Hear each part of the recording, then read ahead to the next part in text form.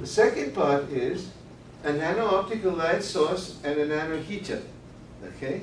For example, people are very interested in understanding the distribution of heat in optical structures. This is what is called a quantum wire laser, where light is confined in this laser, okay?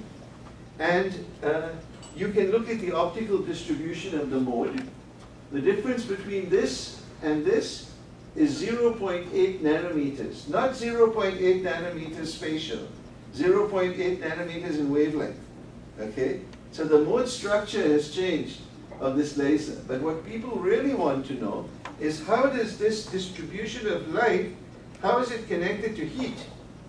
So you can use one of our thermocouple probes and look at the distribution of heat and compare it online to the distribution of light.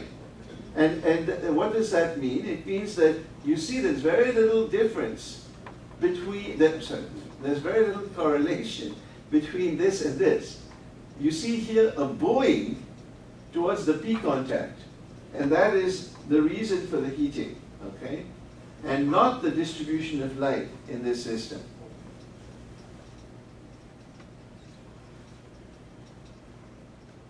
Now, nanothermal characterization. So, nanopipettes and nanoheaters.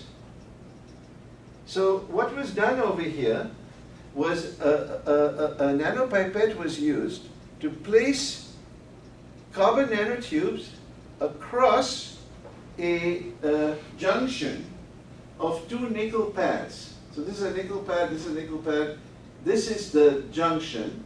And a carbon nanotube was placed across it using a nanopipette. And then two probes were used.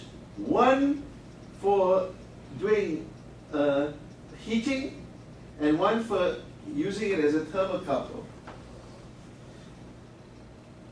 So one of the probes is sitting here heating the carbon nanotube area on the nickel pad, and this is the AFM, and you see that in the region where it's attached to the nickel pad, there is very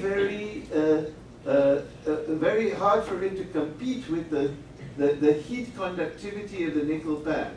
Only in the region where it's suspended, you see the heating as shown by the yellow color propagating along the carbon nanotube. So these are very important experiments in heat transfer which can be done. And people are very interested in this type of multi-probe measurements.